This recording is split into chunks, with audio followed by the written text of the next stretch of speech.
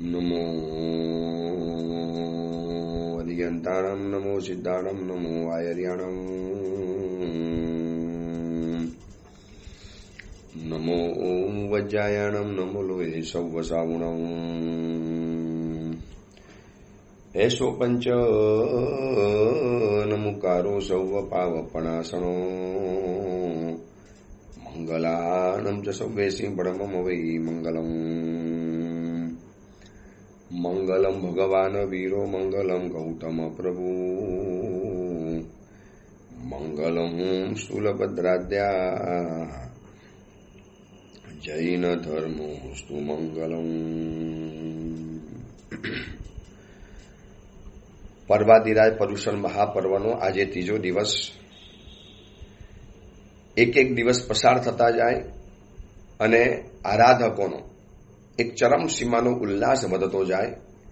આજુબાજુની અંદરમાં નજર કરીશું તો દિવસ રાત કોઈ પૂજાના કપડામાં, કોઈ સામાયિકના કપડાની અંદરમાં, કોઈ તપસ્વીની શોભાયાત્રા જતી હોય, કોઈ પ્રવચન માટે દોડધામ કરતું હોય, કોઈ સવારની અંદરમાં ઔષધ લેવા માટે ઉતાવળા થતા હોઈએ, કોઈ અતિક્રમણ કરીને બહાર નીકળતું હોય, કોઈ પૂજા કરવા માટે જિનાલયની અંદરમાં અંદર દાખલ થતા હોય.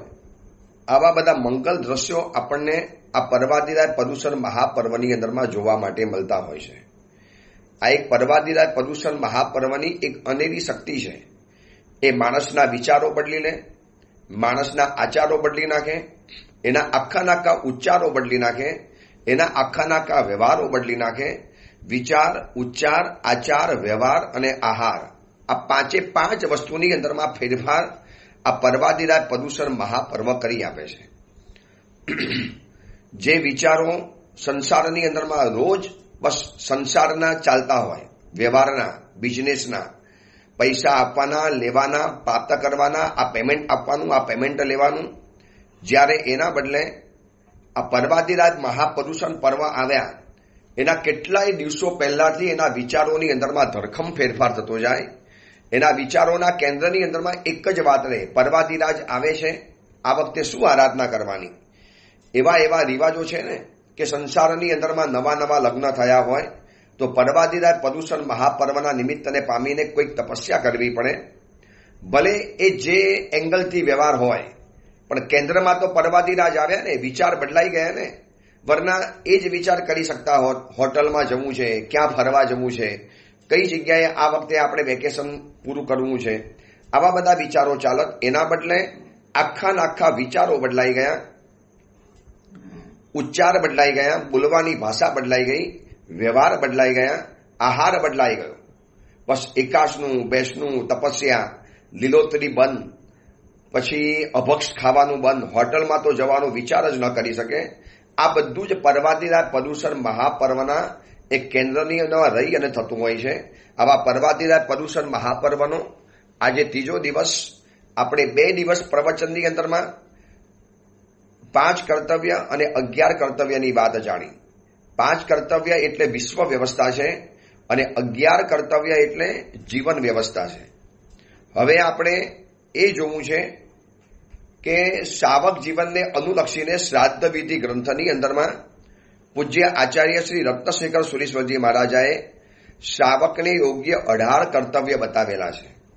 આ શ્રાવક જીવનના કર્તવ્યો છે જે પોતાની આખી જિંદગી દરમિયાન કરવાના છે. 5 કર્તવ્ય એ પર્વાધિરાજ પર્યુષણ મહાપર્વમાં પરિપૂર્ણ કરવાના. પછી 11 કર્તવ્ય એ વાર્ષિક કર્તવ્ય છે, વર્ષ દરમિયાન પરિપૂર્ણ કરવાના, એક વર્ષમાં પરિપૂર્ણ કરવાના. આ 18 કર્તવ્ય છે. શ્રાવકે શક્તિ હોય તો જિંદગી સમાપ્ત થાય એની પહેલા આ 18 કર્તવ્ય એને પોતાના જીવનમાં પરિપૂર્ણ કરવાના હોય છે. આવું શ્રાદ્ધ વિધિ ગ્રંથની અંદરમાં બહુ સુંદર રીતે વર્ણન કરવાની અંદરમાં આવ્યું છે. આપણે પણ આજે એને સંક્ષિપ્તમાં જોઈ લઈએ. જ્યારે કર્તવ્યની વાત નીકળી છે પર્વાધિરાજ પર્યુષણ મહાપર્વને અનુલક્ષીને, જ્યારે 5 કર્તવ્ય અને 11 કર્તવ્ય બતાવ્યા છે તો સાથે 18 કર્તવ્ય પણ જોઈ લઈએ. તો પહેલા નંબરનું શ્રાવક જીવનને કર્તવ્ય એકદમ પાયાની વાતો બતાવી છે, એકદમ બેઝિક વાતો બતાવી, ફાઉન્ડેશનની વાતો બતાવી છે. એમાં પહેલા નંબરનું કર્તવ્ય એ બતાવ્યું છે ઉચિત નિવાસ. શ્રાવકે પોતાનું ઘર ક્યાં બનાવવું એની પણ ચિંતા આ શાસ્ત્રકાર મહાપુરુષોએ કરીને ગયા છે. શ્રાવકે ઘર ક્યાં બનાવવું? જ્યાં જગ્યા મળે ત્યાં નહીં, જ્યાં ગમી જાય ત્યાં નહીં, જ્યાં આપણા બજેટમાં બેસી જાય એ જગ્યાની અંદરમાં નહીં. શ્રાવકે પોતાનું ઘર પોતાના બજેટ મુજબ જ લેવાનું છે, એને યોગ્ય જગ્યાએ જ રહેવાનું છે. પણ ત્યાં રહેવા માટે એવી વાત બતાવી છે કે જ્યાં સદગુરુનો યોગ મળતો હોય, સુપાત્રદાનનો લાભ મળતો હોય, જીન મંદિરની હાજરી હોય અને સાધર્મિકોનો વસવાટ હોય. આ 4 કન્ડિશન સાથે શ્રાવકે પોતાનું ઘર બનાવવાનું છે. કેટલી બધી મહત્વની વાત બતાવી દીધી. આ 4 ચીજ શ્રાવક જીવનને બચાવવા માટે એકદમ પૂરતી છે. સદગુરુનો યોગ હોય એટલે કે ઉપાસય નજીકની અંદરમાં આવી ગયો. અત્યારે એવું થાય છે કે દૂર દૂર, બહુ દૂર, ગામની બહાર, નદી કિનારે, સમંદરના કિનારે એક નવા બિલ્ડિંગો બને, આખી સોસાયટી બની જાય, કોઈક નવી સ્કીમ આવે એટલે શ્રીમંત પરિવારો ત્યાં ભાગે છે. અને પાછું એમાં લખેલું હોય જૈન ટેમ્પલ ઇઝ અવેલેબલ. એટલે બિલ્ડરને ખબર છે કે જૈનોને દેરાસર આપશો એટલે ભાગીને આવવાના. એ આપણી આ દેરાસરની ભાવનાને ઉલટી રીતે બ્લેકમેલ કરી અને આપણને સદગુરુઓથી દૂર કરી દે છે. હવે ત્યાં ઉપાશ્રય નહીં બનવાને, અને ઉપાશ્રય જેવો બનશે એટલે ચારે કોરથી બધાનો વિરોધ થવાનો. નહીં, ઉપાશ્રય નહીં બનાવવાનો, ઘોંઘાટ થાય, અવાજ થાય, લોકોની અવર જવર વધી જાય, આપણી પ્રાઇવસી તૂટી જાય. આપણે શાંતિ માટે અહીંયા આવેલા છીએ તો અહીંયા કોઈ પણ જાતનું ધર્મસ્થાનક નહીં બની શકે. દેરાસર પણ વિરોધની વચમાં પણ બનતા હોય છે. એવા આજે કેટલાય દેરાસરો સુરત અને મુંબઈના સિટીની અંદરમાં છે કે જ્યાં પબ્લિકના વિરોધની વચમાં પણ દેરાસરો હજી ટક્યા છે. એ લોકોને પ્રાઇવસી જોઈએ, શાંતિ જોઈએ. તો એને ખબર નથી કે પરમાત્માની પાસે ગયા પછી જે શાંતિ મળે છે એ શાંતિ આ દરિયા કિનારે રહીને પણ નથી મળવાની. તો 4 વસ્તુ જોઈએ શ્રાવકે પોતાનું ઘર બનાવતા પહેલા. સદગુરુનો યોગ, મહાત્માની અવરજવર હોય, સરસ મજાનો એક સંઘ હોય, એનો રરિયામણો ઉપાસનો હોય, ત્યાં ચમાસા થતા હોય, શેષકાળમાં પણ મુનિ ભગવંતો, સમણી ભગવંતો પધારતા હોય, વારે તહેવારે પ્રવચનો થતા હોય, પ્રવચનોની ધારા વહેતી હોય, જીનવાણીની ગંગામાં સ્નાન કરવા માટે મળતું હોય. એનાથી વિચારો પવિત્ર બને, એનાથી આવતીકાલે શું કરવાનું છે એનો આપણે પ્લાન તૈયાર થાય. મારે કેવી રીતે મારી જિંદગીને આગળ લઈ જવી, આ એક સુનિશ્ચિત માર્ગદર્શન આપણને મળે. એટલા માટે સદગુરુનો યોગ જરૂરી છે. ક્યારેક કોઈક મહાત્મા આપણને સામાયિક શીખવાડી જાય, કોઈ પૂજા શીખવાડી જાય, કોઈ આગળની આરાધના શીખવાડી જાય, કોઈ સ્વાધ્યાયની અંદરમાં જોડતા જાય, કોઈ તપસ્યામાં જોડતા જાય. આવા અનેકવિધ ગુરુ ભગવંતોના યોગના કારણે બહુ સરસ મજાની શ્રાવકની જિંદગી બની જાય. એટલા માટે ઉચિત નિવાસ કર્તવ્યમાં બતાવ્યું છે કે આવી જગ્યાની અંદરમાં ઘર લેવું એ ઉચિત છે. વર્તમાન સમયની અંદરમાં આ વાતને જો ટેલી કરવાની અંદરમાં આવે તો આ કન્ડિશન લગભગ નથી પરાતી. દેરાસર હશે, જીન મંદિરની હાજરી છે, પણ લગભગ સાધર્મિકો ગયા, સુપાત્રદાનનો લાભ ગયો અને સદગુરુનો યોગ મળવો મુશ્કેલ બની ગયો. એવા દૂર એરિયાની અંદરમાં જઈને રહે છે. અથવા તો એટલા બધા ઉપર એટલી બધી હાઈરાઇઝ બિલ્ડિંગો બને છે, સ્કાય સ્કેપર બિલ્ડિંગ બને, એટલી આકાશ ઊંચી બિલ્ડિંગો બને, જાણે કે આકાશમાં ડાયરેક્ટ પહોંચી જવું હોય એટલી ઊંચી બિલ્ડિંગોમાં રહેનારા જૈન પરિવારોને ક્યાંથી સુપાત્રદાનનો લાભ મળવાનો? એક તો આજુબાજુમાં સદગુરુનો યોગ નથી એટલે કે ઉપાશ્રય વગેરે નથી. અને ક્યારેક વારે તહેવારે કોઈક મહાત્મા કોઈક પ્રસંગવશાત તમારા એરિયાની અંદરમાં આવી ગયા, પણ 25, 30, 60, 70 માળ સુધી. મુંબઈમાં તો સાંભળ્યું છે કે હવે 100 માળની બિલ્ડિંગ બનવાની છે અને એમાં જૈનો રહેવા માટે જવાના. હવે 100 માળ સુધી કયા મહાત્મા રોજ ચડે? કેવી રીતે ચડી શકે? કદાચ આવે તો જિંદગીમાં એકાદ વાર, વર્ષમાં નથી કહેતો, જિંદગીમાં એકાદ વાર જે સુપાત્રદાનનો લાભ રોજ લેવાનો છે, જેનાથી કેટલાય તીર્થંકરોએ પોતાનું તીર્થંકરપણું નક્કી કર્યું છે આ સુપાત્રદાન દ્વારા. પોતાનું ભવિષ્ય જેને ઉજ્જવલ બનાવ્યું છે આ સુપાત્રદાન દ્વારા. જે સુપાત્રદાન સાથે એક ગૌરવવંતો ઇતિહાસ જોડાયેલો છે અને એ જ સુપાત્રદાનનો લાભ એનાથી જ વંચિત થઈ જવાય છે. એટલે ઉચિત નિવાસનું પહેલું કર્તવ્ય, કેટલું પાયાની વાત બતાવી દીધી. શ્રાવકે ઘર ક્યાં બનાવવું એની ચિંતા મહાપુરુષો જ્યારે કરતા હોય છે. અને જો આ કન્ડિશન પારવાની અંદરમાં આવે પછી નથી લાગતું કે દીકરા દીકરીઓ કોઈ ઉલટા માર્ગે ચડી જાય, પરિવારની અંદરમાં કોઈ અધર્મની છાયા પડે, પરિવારની અંદરમાં કોઈ અલગ જાતનું વાતાવરણ ઊભું થાય, લગભગ ન થઈ શકે. જો આ 4 કન્ડિશન હોઈ શકે તો. એટલે પહેલા નંબરની અંદરમાં આ ઉચિત નિવાસની વાત બતાવી. હવે બીજા નંબરમાં આવે છે ઉચિત વિદ્યા ગ્રહણ. કેટલું ભણવું, શું ભણવું, ક્યાં સુધી ભણવું, એવું શિક્ષણ લેવાનું કે જેનાથી આજીવિકા ચાલી જાય. ભણ્યા વગર તો ચાલવાનું છે જ નહીં. એટલે ઉચિત શિક્ષણ ગ્રહણ કરવાની વાત હતી. હવે આજે ઉચિત શિક્ષણની જ્યારે વાત નીકળી છે ત્યારે મોટા ભાગના કરોડપતિના શ્રીમંતના દીકરા દીકરીઓ હવે લગભગ તમને હિન્દુસ્તાનમાં ભણવા માટે જોવા નહીં મળે. આઉટ ઓફ ઇન્ડિયા બહાર જ ભણવાનું. હવે જે દીકરા દીકરી બહાર ભણવા માટે ગયા, 5-10 વર્ષ ત્યાં એકલા રહીને આવ્યા, સ્વતંત્ર મિજાજવાળા થઈને આવવાના, ત્યાં વિશ્વભરના લોકોના પરિચયની અંદરમાં આવવાના, ધર્મની શ્રદ્ધા લગભગ ભાંગીને ભૂક્કો થઈ જાય, કદાચ તો લગભગ પાછા આવતા જ નથી. એ રહી ગયા એટલે રહી ગયા. મોટા ભાગના લોકોનું માઇગ્રેશન થઈ જાય છે, અહીંયાથી સ્થળાંતર કરી જાય છે.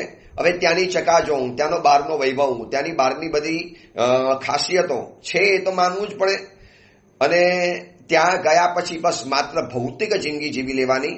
એટલે ઉચિત વિદ્યા ગ્રહણની અંદરમાં એ બતાવ્યું છે કે એટલું ભણવાનું કે જે ભણવાથી આજીવિકાની અંદરમાં કોઈ તકલીફ ન પડે, અને એવી ભાષાની અંદરમાં ભણવાનું કે જે આપણી પોતાની ભાષા હોય. હવે ઇંગ્લિશ મીડિયમમાં બાળકને ભણવા માટે મૂકી દો નાની ઉંમરમાંથી, એટલે માતૃભાષાનો પરિચય ગયો, માતૃભાષા ગઈ એટલે એના સંસ્કારો ગયા એટલે સાથે સભ્યતા ગઈ. પોતાની ભાષામાં જે બાળક પોતાનું શિક્ષણ પ્રાપ્ત નથી કરતો, એ બાળક એ પોતાના દેશનો, પોતાના પરિવારનો, પોતાના ધર્મનો, પોતાના ફેમિલીનો કે પોતાના પરિવારનો પણ ક્યારેય રહેતો નથી. એને એમ જ લાગે આ મારી ભાષા નથી. આજે મારી પાસે જેટલા પણ છોકરા છોકરીઓ આવતા હોય ને અને એને થોડીક ઇંગ્લિશમાં વાતો કરીએ ને તો એને એમ થાય, હો સાહેબ તમે ઇંગ્લિશ બોલ્યા, અમારી ભાષામાં બોલ્યા, આ શબ્દ બોલે છે અમારી ભાષા. પછી હું કહું તમારી ભાષા કેવી રીતે? સાહેબ અમે તો નાની ઉંમરથી ઇંગ્લિશ જ ભણ્યા છીએ. ટ્યુશનમાં, ક્લાસમાં, જોબ કરવા જઈએ, આપસમાં વાતોચીતો કરીએ. શ્રીમંત પરિવારના દીકરા દીકરીઓ આપસમાં હવે ઇંગ્લિશ સિવાય કોઈ વાત જ નથી બોલતા. ભણેલી ગણેલી શ્રીમંત મમ્મીઓ પોતાના બાળકો સાથે હવે ઇંગ્લિશમાં જ ગોસિપ કરતી હોય છે. આ સુરતમાં પણ જોયું, મુંબઈમાં પણ જોયું, આવું ઠેર ઠેર જોવા માટે મળ્યું. દિલ ક્યારેક ચીરાઈ જાય છે. અરે તમે ગુજરાતી છો, ગુજરાતી ભાષામાં બોલો. રાજસ્થાની છો, રાજસ્થાની અથવા તો હિન્દી ભાષામાં બોલો. ઘરમાં શું કામ ઇંગ્લિશ બોલો છો? ઘરમાં શું કામ આ ભાષા શીખાવો છો? એટલે પ્રવચનમાં આવશે ને એટલે એને એમ જ લાગશે કે આ મારી ભાષા નથી. હવે સિનિયર જુનિયર કેજીમાંથી જે બાળક ઇંગ્લિશ મીડિયમની ભાષા બોલતો હોય છે એને સહજ એમ જ લાગે કે મારી ભાષા એટલે ઇંગ્લિશ ભાષા, આ તો બધા બીજી ભાષામાં બોલે છે. હવે એ ભાષાના શબ્દોનો પરિચય ન હોય, એવા શાસ્ત્રીય શબ્દોનો પરિચય ન હોય, એવા કેટલાક પારિભાષિક શબ્દોનો પરિચય નહીં હોય, એટલે એને એમ જ લાગે આ બધું બોર લાગે, કંટાળો આવે, એટલે પ્રવચનોમાં નહીં આવે, શિબિરોમાં નહીં આવે. એના કારણે સંસ્કારો નહીં પડે અને એના કારણે કેટલા બધા અનર્થો સર્જાઈ જશે. એટલા માટે બીજું કર્તવ્ય બતાવ્યું છે ઉચિત વિદ્યા ગ્રહણ.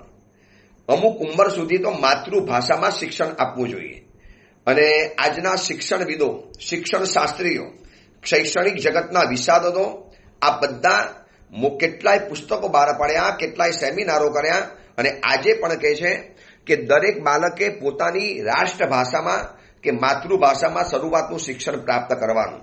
અને પછી 7મા 8મા કે 6ઠ્ઠા ધોરણથી તમે એને ઇંગ્લિશ મીડિયમમાં દાખલ કરો, કોઈ વાંધો નથી. એટલે કે સમાજનો વિદ્યાર્થી કેળવણીનો બોજ ઉઠાવનારો લગભગ મજૂર જેવો બની ગયો છે. અને સ્કૂલના શિક્ષણનું બહારનું શિક્ષણ મળતું જ નથી. એટલા બધા સ્કૂલના શિક્ષણમાં વ્યસ્ત રાખ્યા છે. એટલી મોટી એજ્યુકેશનની ઇન્ડસ્ટ્રી ખોલી ગઈ છે. અબજો રૂપિયાની કમાણી છે આની અંદરમાં. એટલે શિક્ષકો પૂરતું ભણાવે નહીં, એટલે ટ્યુશન ક્લાસીસમાં આવવાનું, ત્યાં પણ અધૂરું રાખે, એટલે એને રોજ જવાનું. એક એક સબ્જેક્ટના લાખો રૂપિયા પડાવવાની અંદરમાં આવે. અને જેમાં જે 10થમાં આવ્યો, 12થમાં આવ્યો અને માનો એમાં સાયન્સની અંદરમાં ગયો એટલે પૂરું થઈ ગયું. બાબાનું 12મું અત્યારથી નક્કી થઈ ગયું. આ પિક્ચર આંખની સામે રોજ દેખાય છે. તમે બધા પણ જોઈ રહેલા હશો. બાળક હજી સ્કૂલમાંથી આવ્યો ન આવ્યો, ટ્યુશન ક્લાસીસમાં, એમાંથી અહીંયા ન આવ્યો, બીજા ક્લાસીસની અંદરમાં, એક્સ્ટ્રા ક્લાસીસની અંદરમાં, વળી પાછી અધર એક્ટિવિટી. આમાં ક્યાં પાઠશાળા જશે, ક્યાં આરાધના કરશે, ક્યાં ગુરુ ભગવાનના પરિચયમાં આવવાના, ક્યાં એને જવાબદારી સમજાશે કે મારા માથે કેટલી મોટી જવાબદારી છે જીન શાસનની સેવા કરવાની. આ સમાજનું કલ્યાણ કરવાની, જે સમાજે મને જન્મ આપ્યો, જે સમાજે મને આગળ વધાર્યો, જે સમાજના વચની અંદરમાં રહીને હું મોટો થયો છું, તો ત્યાં પણ મારી કંઈક નૈતિક જવાબદારી અડે છે, કશું જ નહીં. અને એમાં યુવાન થયો, સુખી સંપન્ન માતા પિતા છે, એકનો એક બાળક છે, એટલે ભણવા માટે મૂકી દીધો સીધા વિદેશની અંદરમાં.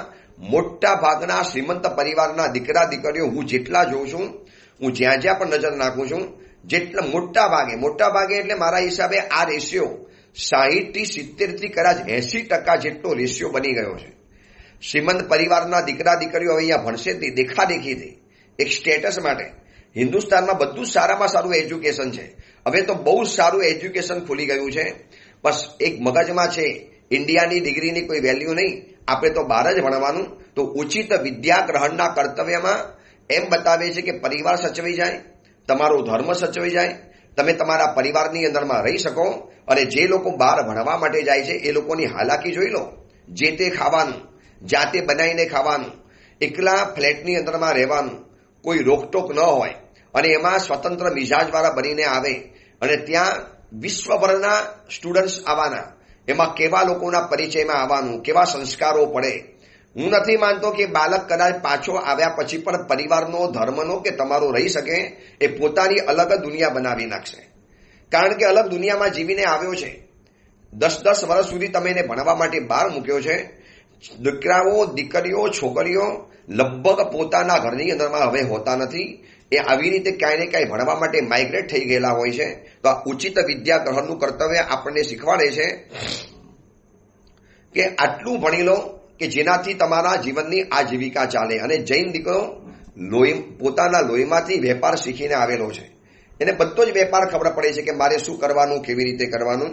ચલો, ત્રીજા નંબરમાં કેટલી પાયાની વાતો બતાવી છે શ્રાદ્ધવિધિ ગ્રંથમાં. શાવકના 18 કર્તવ્યની અંદરમાં ત્રીજા નંબરમાં આવે છે પાણી ગ્રહણ, એટલે કે યોગ્ય જગ્યાએ વિવાહ. લગ્ન ક્યારે કરવા, કઈ ઉંમરે કરવા, કોની સાથે કરવા. હવે આ નીતિ નિયમ તો અત્યારે જોવા જઈએ ને તો આ નીતિ નિયમની જાણે કે રીસરની મજાક ચાલે છે. રીસરની મજાક. 30 વર્ષ સુધીના દીકરા દીકરીઓને લગ્ન નથી કરવા, અને કદાચ કરવા છે તો લગ્નની જવાબદારી નથી ઉઠાવી. રિલેશનશીપની અંદરમાં રહેવું છે, પણ કોઈ લાગણીના બંધનોની અંદરમાં જકડાવવું નથી. એટલે નવું રૂપારું નામ આપી દીધું, લિવિંગશીપની અંદરમાં રહેવાનું. આપણે બંનેએ પરસ્પર ભેગા રહેવાનું. તમે તમારી જોબ કરો, હું મારી જોબ કરું. તમે તમારા પૈસા કમાઓ, હું મારા પૈસા કમાઉં. તમે તમારું એકાઉન્ટ સંભાળો, હું મારું એકાઉન્ટ સંભાળું. ઘરની બધી કામકાજ વેચી લીધા હોય કે સવારે તમારે કરવાનું, બપોરે મારે કરવાનું, અડધું કામ તમારે કરવાનું, અડધું કામ મારે કરવાનું. કેટલી વિચિત્ર પરિસ્થિતિ છે. ક્યાં આમાં સમર્પણની વાત આવી, ક્યાં આમાં અર્પણ, ત્યાગ અને બલિદાનની વાત આવી, ક્યાં આમાં પરસ્પર પ્રેમ અને સ્નેહની વાત આવી, આમાં ક્યાં અર્ધાંગીનીની વાત આવી. કેવા એક અદ્ભુત લગ્ન જીવનના નીતિ નિયમો છે. એ બધાની મજાક મસ્કરી ઉડી જાય એવો વર્તમાન સમયનો સમય આવેલો છે. એટલો વિચિત્ર આ સમય છે. કારણ કે ભણવા માટે બહાર ગયા, આખી દુનિયા જોઈને આવ્યા.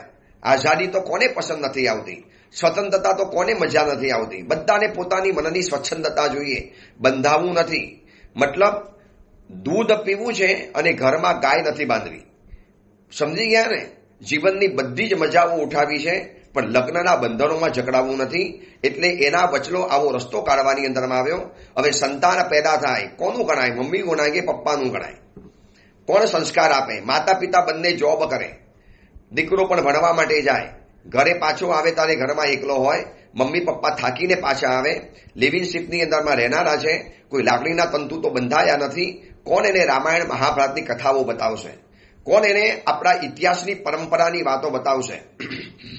કોણ એને પાયાની અંદરમાં આપણી સરસ મજાની સુંદર શૈક્ષણિક બોધદાયક કથાઓ અને ઇતિહાસ બતાવશે? આ બધું જ જાણ્યા વગર એક વરી પાછી આખી નવી પેઢી ઊભી થઈ જાય, અને એ વરી પાછું કંઈક નવા નીતિ નિયમ નીકાળવાના, અને એના રીતે આ રીતે ઉલટું ચાલ્યા કરવાનું. એટલા માટે પહેલેથી બતાવ્યું છે કે પાણી ગ્રહણ. કદાચ લોકોને આશ્ચર્ય લાગશે, પણ પરંપરા એમ કહેતી હતી કે પુત્રી 16 વર્ષની થાય અને દીકરો 18 વર્ષનો થાય એટલે લગ્ન કરાવી દેતા હતા. આ નીતિ નિયમની પાછળના ઉદ્દેશ સમજજો. આજે નથી કરાવતા એના કારણે જે વ્યભિચારના ભયંકર પાપ ફૂલ્યા છે, જે નકરી ગંદકીઓ જે બહાર આવી છે, આજે જેટલા પણ ભયંકર કક્ષાના કિસ્સાઓ સાંભળવા માટે મળતા હોય, કારણ કે ઉન્માદ છે, યૌવનનો ઉન્માદ જાગી ચૂકેલો છે, સમણી બનવું નથી, સંયમી બનવું નથી, તો અમુક ઉંમરે એ લોકોને અમુક પાત્ર સાથે જોડી દેવામાં આવે, જેથી એની ઉર્જાઓ બધી એ રીતે સારા રસ્તે બહાર નીકળતી જાય, વરના ઉલટા રસ્તે બહાર નીકળી અને કેટલી જાતની વિકૃતિઓ આજે સમાજની અંદરમાં જોવા માટે મળે છે. એટલે કેટલા અદ્ભુત કર્તવ્યોની વાત બતાવી છે, કેટલા પાયાની વાત. આમાં આત્મા ધર્મ કર્મ તો પછી આવશે, નિશ્ચયની વાતો તો પછી આવવાની, પણ પહેલા પાયાની વાત. તમે નિશ્ચયને આત્માની વાતો કરશો, પણ તમારા દીકરાને ધર્મ જ નથી કરવો, એને ધર્મ જોઈતો જ નથી, નિશ્ચય વ્યવહાર બધી વાતો છોડો. તમે અહીંયા શુદ્ધ ધર્મની વાતો કરો છો, તમારા દીકરાને અશુદ્ધ ધર્મ પણ નથી કરવો, એને કોઈ ધર્મ જ નથી કરવો, તો તમે ક્યાં એને વાત સમજાવવાનું? એટલા માટે આ પાયાની વાત સમજાવી છે. ચોથા નંબરનું કર્તવ્ય આવે છે યોગ્ય મિત્ર. જીવનમાં એક યોગ્ય મિત્ર પણ જરૂરી હશે. ફ્રેન્ડશિપ ક્યાં કરવી, મિત્રાચારી ક્યાં કરવી, સંબંધ ક્યાં બાંધવો. આ ડિજિટલ યુગની ડિસ્પોઝેબલ ફ્રેન્ડશિપ ચાલતી હોય છે. આજે ડિજિટલ યુગમાં ડિસ્પોઝેબલ ફ્રેન્ડશિપ સવારે બંધાઈ, સાંજે ખતમ, સોમવારે શરૂ થઈ અને રવિવારે તો સંબંધોના ખતમાં બોલાઈ જાય, સંબંધોની સ્મશાન યાત્રા નીકળી જાય. તો યોગ્ય મિત્ર જે તમને જીવનમાં આગળ વધારે, સાચા રસ્તે લઈ જાય. જેનો ખોટા મિત્રો કરવાના કારણે કેટલા લોકોને પોતાના જીવનની અંદરમાં આપઘાત કરવા પડ્યા છે. અયોગ્ય મિત્ર જીવનમાં આવી ગયો અને એના કારણે કેટલી હિરોઈન, કેટલા મોટા સેલિબ્રિટીઓને સુસાઇડ કરવા પડ્યા છે. એ લોકોની ઉપર પણ એવા રેપ વગેરે થયા અને સારા ઘરના કહેવાતા, જે આ બધા સભ્ય સમાજના કહેવાતા, પોતાને હીરો હિરોઈન ગણનારા એવા લોકોને પણ સુસાઇડ કરવાની પાછળનું કારણ આ જ બન્યું કે ભાઈ યોગ્ય મિત્રની પસંદગી જીવનમાં કરવાની અંદરમાં ભૂલ કરી દીધી. એટલે આ ચોથા નંબરનું કર્તવ્ય છે. વિસ્તાર તો નથી કરી શકતો, એક ઉપર કરું તો કલાક નીકળી જાય, પણ આપણે જાતે વિચારવાનું કે આ 18 કર્તવ્ય મારા જીવન સંબંધી છે, તો મારે મારા દીકરાને આ વાત સમજાવવી પડશે. તમે સમજાવું તો ખરા કે બેટા 18 કર્તવ્યના એક પ્રવચનમાં આટલી વાત સાંભળેલી હતી, ખાલી 18 કર્તવ્ય જાણી તો લે. એક મહાપુરુષોએ તમારી ચિંતા કરી છે કે તમારે મિત્ર કોને બનાવવો, તમારે ફ્રેન્ડ્સ કોને બનાવવા, તમારે કોની સાથે રિલેશનની અંદરમાં જોડાવું, એ મહાપુરુષો બતાવીને ગયા છે. 5મું, 6ઠું અને 7મું કર્તવ્ય બતાવ્યું છે. 5મા નંબરમાં જીન ભવન, 6ઠ્ઠા નંબરમાં જીન પ્રતિમા અને 7મા નંબરમાં પ્રભુની પ્રતિષ્ઠા. શક્તિ હોય તો સ્વદ્રવ્યથી એક જીનાલય ઊભું કરવાનું, શક્તિ હોય તો પોતાની એક જીન પ્રતિમા ભરાવાની, અને શક્તિ હોય તો પરમાત્માની પ્રતિષ્ઠા બાબતના કોઈ પણ ચડાવવા લેવાના. પ્રભુની પ્રતિષ્ઠા છે, ધજા ચડાવી છે, ઈંડું રાખવું છે, આવા કોઈ પણ બાબતના સંબંધી ચડાવવા. પણ સાથે એટલું કહી દેવાનું કે એક વખત તમે સ્વદ્રવ્યથી પ્રતિમાનો સંપૂર્ણ લાભ લઈ લીધો, હવે બીજા ક્ષેત્રમાં પૈસાનો ખર્ચ કરો.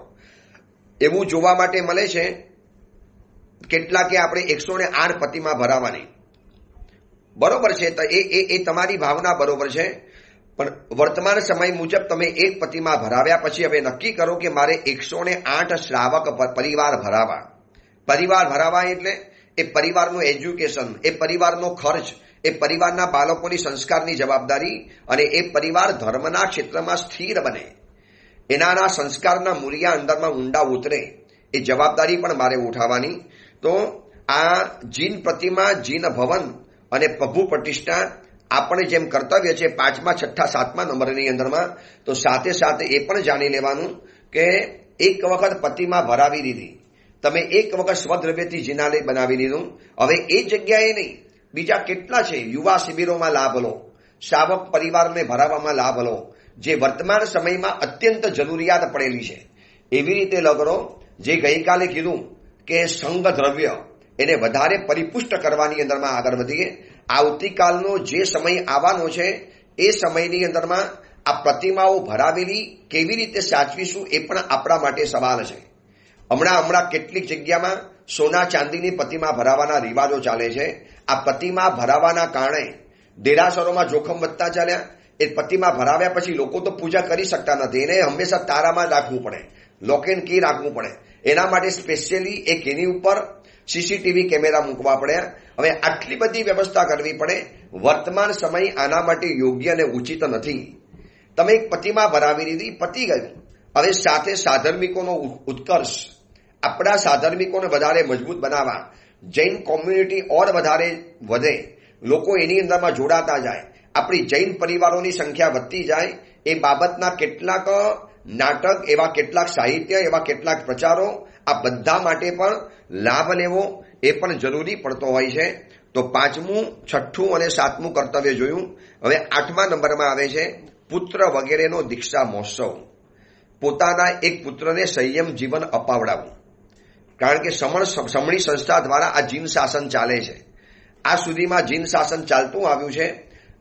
પ્રભાવક સમણી ભગવંતોના કારણે, તેજસ્વી મુનિવરો અને સુરીવરો અને સમણી ભગવંતોના કારણે આ જીન શાસન ચાલતું આવ્યું છે. હવે પુત્રનો દીક્ષા મહોત્સવ કરવાનું આ કર્તવ્ય છે, પણ વર્તમાન સમયમાં હવે સંતાનો જ એક કરવાના શરૂ થઈ ગયા. સંતાનો વધારે કરવા જ નથી.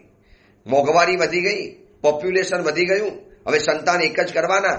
આ બધી જવાબદારી કોણ ઉપાડે? અરે બાબા, જે લોકો 12 અને 15 20 સંતાનો કરીને બેસે છે, એ તમારા જ આપેલા ટેક્સથી પોસાય છે.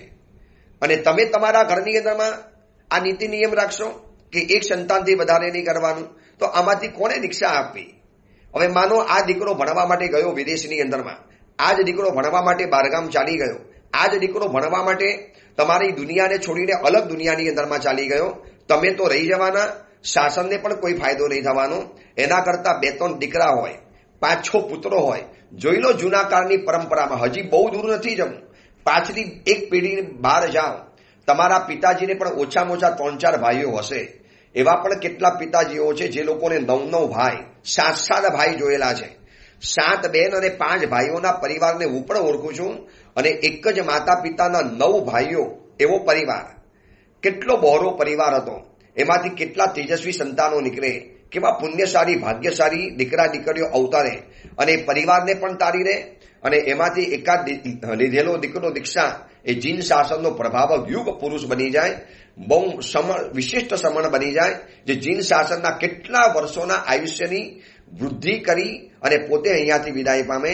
તો પુત્રનો દીક્ષા મહોત્સવ કરવો, પણ હવે પુત્ર જ નથી, સંતાન જ એક જ છે. હવે તો ધીરે ધીરે એમ આવ્યું છે કે હવે સંતાન કરવા જ નથી. આ બધી જવાબદારી કોણ ઉપાડે? બસ મોજ મજા કરવી છે, લાવા બધા લૂંટવા છે અને જવાબદારી નથી ઉઠાવી. બિન જવાબદાર આખી પેઢી હમણાં એક નવી તૈયાર થઈ રહેલી છે. નો ચાઇલ્ડ પોલિસી. કિડ્સ ન જોઈએ, બાળક જ ન જોઈએ, નો કિડ્સ. આપણે બે કરો, મજા કરો અને જિંદગી પૂરી કરી નાખો. કોણ બાળકોને સાચવે, મોટા કરે, પછી આપણી પાસે રહે ન રહે? એના કરતાં સંતાનો ન જોઈએ. આવી એક બહુ મોટી લોબી અત્યારે ચાલી રહેલી છે. એટલા બધા વિચિત્ર વિચારોને લઈ અને પેઢી આગળ વધે છે. એના માટે એવી સિરિયલો, એવી વેબ સિરીઝ, એવી મૂવીઝ, એવા બધા ગંદા ગંદા કન્ટેન્ટ્સ એના મગજમાં નાખવાની અંદરમાં આવે. અને આ બધાના કોકટેલના કારણે એક અલગ જ દુનિયા કંઈક ઊભી થઈ ગઈ છે. તો આ 18 કર્તવ્યની વાત આવી છે એટલે બતાવું છું કે પુત્ર સંતાનનો દીક્ષા મહોત્સવ કરવો. પોતાનું સંતાન હોય તો એની દીક્ષાની ભાવના હોય તો અડકાવાનો નહીં, ના નહીં પાડવાની. આજે તો જાણે કે દીક્ષા લેવી એક અપરાધ જાણે હોય. એવા કેટલાય માતા પિતાઓ છે કે થોડી ઘણી એના સંતાનને દીક્ષાની પ્રેરણા કરીએ, દીકરા દીકરીને, એટલે સીધા ઝઘડવા માટે આવે. કેમ દીક્ષાની વાત કરી? કેમ તમે દીક્ષાની વાત કરી? એને તમારી દીક્ષા માટે પ્રેરણા નહીં કરવાની. અરે દીક્ષાની પ્રેરણા ના કરીશું તો શેની પ્રેરણા કરીએ? લગ્ન કરવાની પ્રેરણા કરીએ. સાધુ પાસે આવે, સાધુ એ જ માર્ગ બતાવશે. સાડીની દુકાનમાં જાઓ તો સાડી બતાવશે, દવાની દુકાનમાં જાઓ તો દવા બતાવશે, દૂધની દુકાનમાં જાઓ તો દૂધ બતાવશે. તો સાધુ પાસે આવશો તો સાધુ સમણ ધર્મ બતાવશે. એમાં ખોટું શું કરેલું છે? અને તમારો દીકરો જ્યારે સામેથી કહેતો હોય, યુવાન હોય કે મારે સંયમ જીવન લેવું છે, હું સોચી સમજીને સંયમ જીવન લેવા તૈયાર થયો છું, હું મારી સ્વેચ્છાએ સંયમ જીવન લેવા તૈયાર થયો છું, અને માતા પિતા છતાં પણ ના પાડતા હોય, યોગ્ય ગુરુ, યોગ્ય દીકરાને કે યોગ્ય દીકરીને સંયમ જીવનના માર્ગે અગર દીક્ષા પરાણે પણ આપી દે ને, તો જે માનો છે એટલું ખોટું એ નથી કરતા. હા, સંમતિ લેવી જોઈએ, પણ સંમતિ આપવાના જ નથી. અને એમને દીક્ષા ધર્મ ગમતો જ નથી. અને તો પછી પરમાત્મા મહાવીરની આ શાસનની પરંપરા ચાલશે કેવી રીતે? એટલા બધા વિચિત્ર યુગમાંથી આપણે પસાર થઈ રહેલા છીએ કે વગર પરમિશને દીકરા દીકરીઓ વિધર્મીમાં ચાલી જાય. વગર પરમિશને, તમારા વગર કહે દીકરાઓ કોઈ પણ વસ્તુ ઘરમાં લઈ આવે, એ તમારાથી ચલાવી લેવાય છે. પરંતુ દીકરા દીકરીને તમને પૂછ્યા વગર માનો અમે કંઈક ધર્મ શીખવાડ્યો, પ્રેરણા કરી, સંયમ જીવનમાં આગળ વધાર્યા અને એટલી મોટી હોહા કરી દેવાની. અને એવા કેટલાક મહાનુભાવો તૈયાર બેઠા છે જેને આ બધા મુદ્દા જોઈએ છે પોતાનું નામ કરવા માટે, પોતાની સમિતિઓ ચલાવવા માટે, પોતાની વાવા લૂંટવા માટે, અને પછી આવીને ધમકી આપે, અમે તફાન કરીશું, અમે ફલાણાને કહી દઈશું, અમે ફલાણાને કહી દઈશું. ભાઈ, આ બધી ધમકીઓથી કોઈ સાચા સાધુ સાધ્વી ડરતા નથી. એ તો પરમાત્મા મહાવીરના શાસનના ભેખને આગળ વધારવા માટે પ્રયત્ન કરે છે. યુવાન દીકરો હોય, સમજદાર હોય, મેચ્યોર હોય તો 18 વર્ષના દીકરા દીકરીને કાનૂન પણ કોઈ હાથ નથી લગાડી શકતા. વિધર્મીઓ પાસે ભાગી જાય છે એ અટકાવો ને, એ તમારી તાકાતો તો અટકાવી દો. ત્યાં તમે નથી અટકાવી શકતા. એમ કહેવાય છે કે 2023ની અંદરમાં આપણા હિન્દુસ્તાનમાંથી 40 લાખ દીકરીઓ, યુવાન દીકરીઓ ગુમ થઈ ચૂકેલી છે. 40 લાખ કહું છું. પેટનું પાણી હર્યું ક્યારે? આ સમાચાર સાંભળ્યા પછી સર્ચ કરી દેજો ગૂગલ વગેરેમાં, મીડિયાની અંદરમાં, પેપરોમાં મેં સમાચાર વાંચ્યા છે. લાખોની સંખ્યાની અંદરમાં કન્યાઓ જ્યારે ગુમ થઈ જાય છે, ખોવાઈ જાય છે, યુવાન કન્યાઓ ચાલી જાય છે, ત્યાં કોઈને વિરોધ નથી કરવો. ત્યાં દીકરી ચાલી જાય ત્યાં હોહા નથી મચાવી.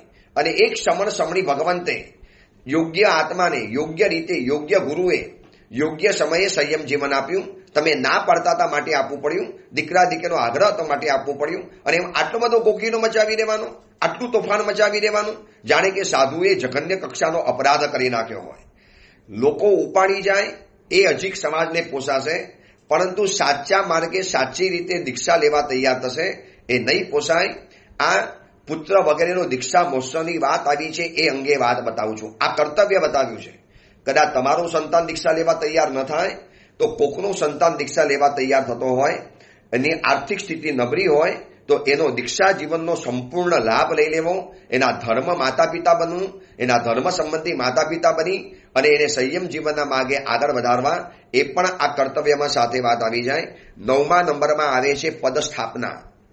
કોઈ પણ યોગ્ય મહાત્માને ગુરુ જ્યારે પદ ઉપર મૂકતા હોય તો એની આચાર્ય પદવી, એમની પન્યાસ પદવી, એમની ગણી પદવી, આ બધાનો લાભ પોતે સ્વયં લઈ લેવો. ઇતિહાસ કહેવાય છે કે જગડુ શાહે પોતાના ગુરુદેવ પરમ દેવ સુરીશ્વરજી મહારાજ અને એમના શિષ્ય સુષેણ મુનિવર એમની આચાર્ય પદવીનો લાભ તો લઈ લીધેલો હતો. અને પછી એમને કીધેલું હતું કે મારી પરંપરામાં જે દીકરાઓ આવશે અને આપની પરંપરામાં જે શિષ્યો આવશે તો મને કાયમી દર પેઢી લાભ આપી દો કે મારા દીકરા દીકરીઓ, મારા દીકરાઓ આપના શિષ્યોની આચાર્ય પદવીનો લાભ કાયમ માટે લેશે. આવો લાભ આપી દો.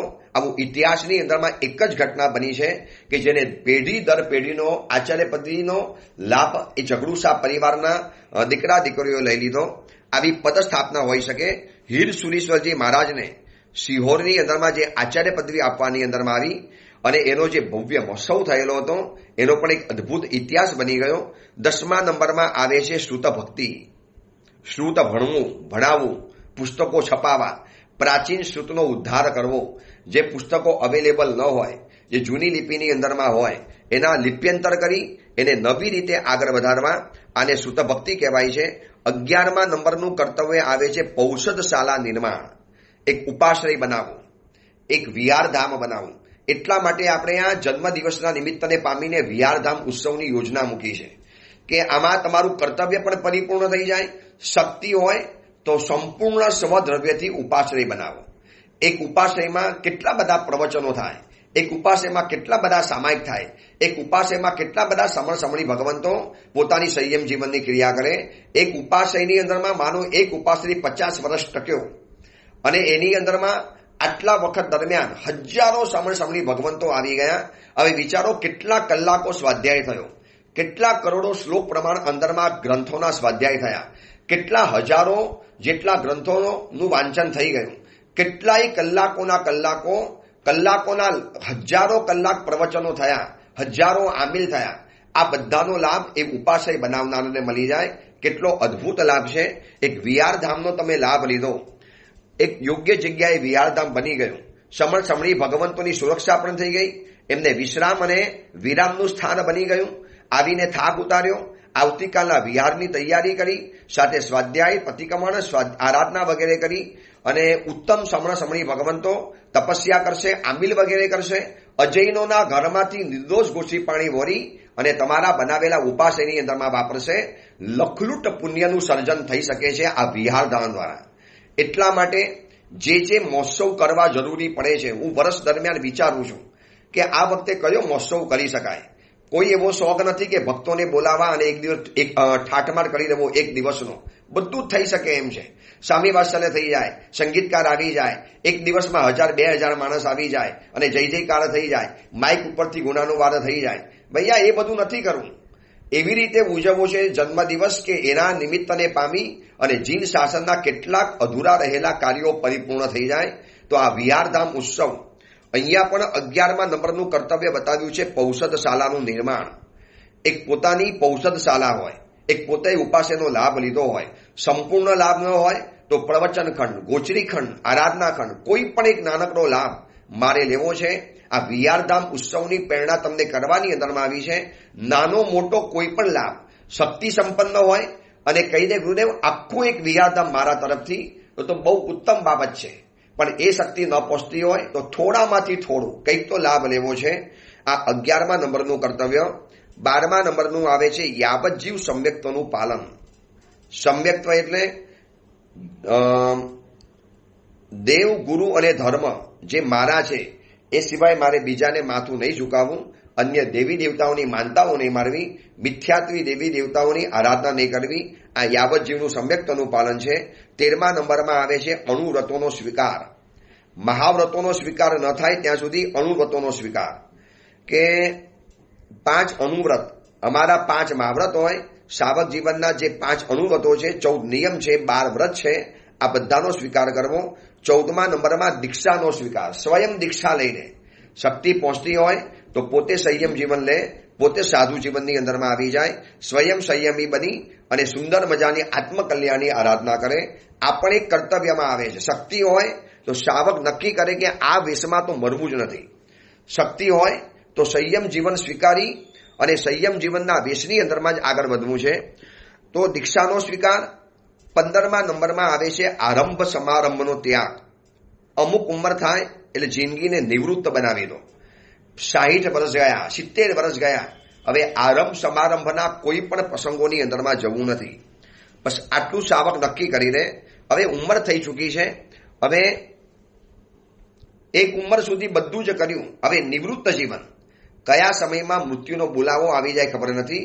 તો આવતા ભવની તૈયારી કરવી છે, આવનારા ભવની તૈયારી કરવી છે.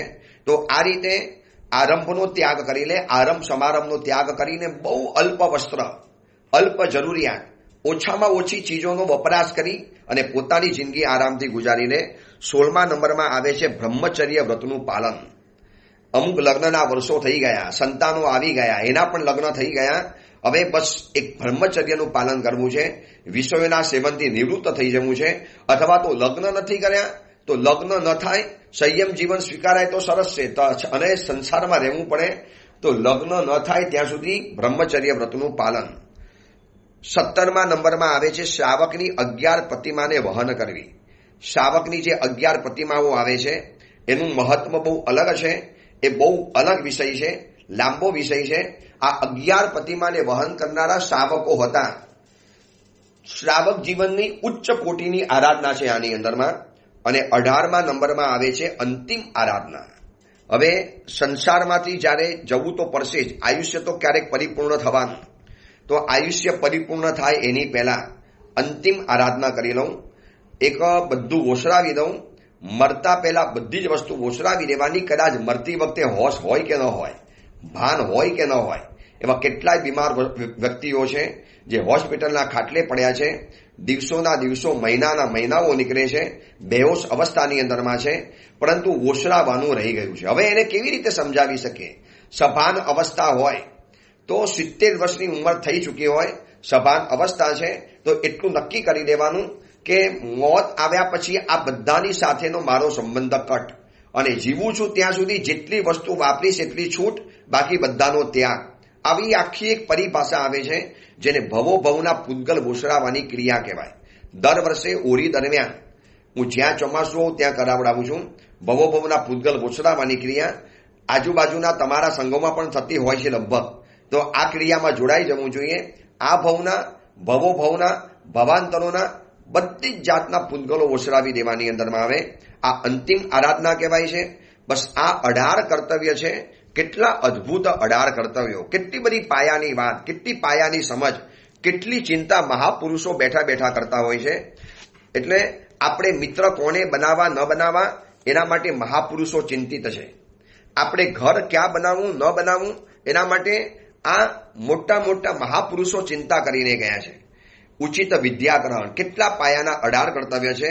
પર્વાદિરાય પરુષણ મહાપર્વના અનુલક્ષીને આ પાયાના કર્તવ્યો હતા, એ બતાવવા જરૂરી હતા, એ બતાવી દીધા. હવે આવતીકાલથી કલ્પસૂત્રના પ્રવચનો શરૂ થવાના. મહામંગલકારી, પરમ પવિત્ર, મંત્રાક્ષર સમાન, દેવાધિષ્ઠિત કલ્પસૂત્ર ગ્રંથની વાંચના શરૂ થવાની. એના પ્રવચનો તમારી સમક્ષ આવવાના. પરંતુ સૂચના એ આપવાની કે આ કલ્પસૂત્રના પવિત્ર પ્રવચનો છે, એને હાલતા ચાલતા કે કિચનમાં કામ કરતા કરતા પ્લીઝ નહીં સાંભળવાના. બાકી બધા પ્રવચનો ઠીક છે કે જે આ બધા રોજના પ્રવચનો હતા, કુવલે માલા ગ્રંથના પ્રવચનો હતા, એ કદાચ મોર્નિંગ વોક કરતા કે કિચનમાં કામ કરતા સાંભળતા હતા. પણ આ કલ્પસૂત્ર છે, પરમ પવિત્ર કલ્પસૂત્ર, મહામંગલકારી, મહાકલ્યાણકારી, દેવાધિષ્ઠિત. તો એ સૂત્રનો ગૌરવ, ઔચિત્ય, વિનય, વિવેક પહેલા નંબરમાં તો તમારી આજુબાજુમાં કોઈ મહાત્મા હોય ત્યાં સાંભળવા માટે જવાનું. આ એટલા માટે પ્રવચનો આપું છું કે એવા કેટલો વર્ગ છે કે જેને અનુકૂળતા જ નથી, ઉપાસનામાં જઈ નથી શકતા, ઘરમાંથી બહાર જ નથી નીકળી શકતા, અથવા તો એવા વિદેશોની અંદરમાં રહે છે જ્યાં સમણ સમણી ભગવંતોનો યોગ જ નથી મળતો. અને ઘણાને એવી ફરિયાદ છે કે ગુરુદેવ બહુ મોટા સંઘોમાં રહીએ છીએ. હવે પર્યુષણ પર્વના દિવસોમાં તો એટલી બધી ભીડભાડ, એટલો બધો ઘોંઘાટ, એટલો બધો અવાજ. હવે મહાત્માને માઇક વગેરે હોતા નથી એટલે અવાજ અમારા સુધી પહોંચતો નથી. અને થોડાક મોડા પડ્યા તો જગ્યા પાછળ મળે, થોડા ઘણા પ્રવચનો થયા ન થયા અને એમાં પાછા સંઘના ચડાવા આવી જાય, ટીપ ટકોરા આવી જાય. એટલે ગુરુદેવ સાચું સમજવા જ નથી મળતું, સંભળાતું પણ નથી, પૂરતું વ્યાખ્યાન સંભળાતું નથી. તો એ બધી જ અવસ્થાને જોઈ અને આ ઓડિયો પ્રવચન મોકલાવું છું કલ્પસૂત્રના. તો સંપૂર્ણ ઔચિત્ય સાથે, વિનય વિવેક સાથે થઈ શકે તો ધૂપ દીપક પેટાવી અને કલ્પસૂત્રના પ્રવચનો સાંભળો તો વધુ ઉત્તમ છે. એનું સંપૂર્ણ ગૌરવ જળવાઈ જાય. પવિત્ર સ્થળમાં, પવિત્ર વસ્ત્રમાં, પવિત્ર વાતાવરણમાં, પવિત્ર ભાવ સાથે આ કલ્પસૂત્રના પ્રવચનો આવતીકાલથી તમારા સમક્ષ આવી જશે. જેને પાસે નથી આવતા એ બીજાને મોકલી આપજો, એ લોકોને ફોરવર્ડ કરજો, અથવા તો વૈભવ અને પારસભાઈના ગ્રુપની અંદરમાં જોડાઈ જજો. તો આ પ્રવચનો આવતા રહેશે. આ પર્વાદિરાય પર્યુષણ મહાપર્વનો આજે 3જો દિવસ. આવતીકાલથી કલ્પસૂત્ર ગ્રંથની વાંચના શરૂ થઈ જવાની. આ 3 દિવસ કર્તવ્યના પ્રવચનો કર્યા. બને એટલા કર્તવ્યો જીવનની અંદરમાં આચરતા રહેજો. બને એટલા કર્તવ્યો જીવનમાં સમૂહમાં અથવા તો એકલા હાથે પણ જીવનમાં કરવા છે. એક વખત તો આ કર્તવ્યો કરવા છે, આવા મનની અંદરમાં એક સંકલ્પ લઈ લેજો.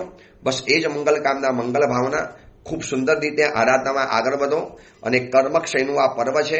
કર્મક્ષયને કરી અને વહેલામાં વહેલા મુક્તિને પ્રાપ્ત કરીએ. એ જ મંગલ કામના, મંગલ ભાવના. જીનાજ્ઞા વિરુદ્ધ કાંઈ પણ બોલાયું હોય તો મિચ્છામિ દુક્કડમ.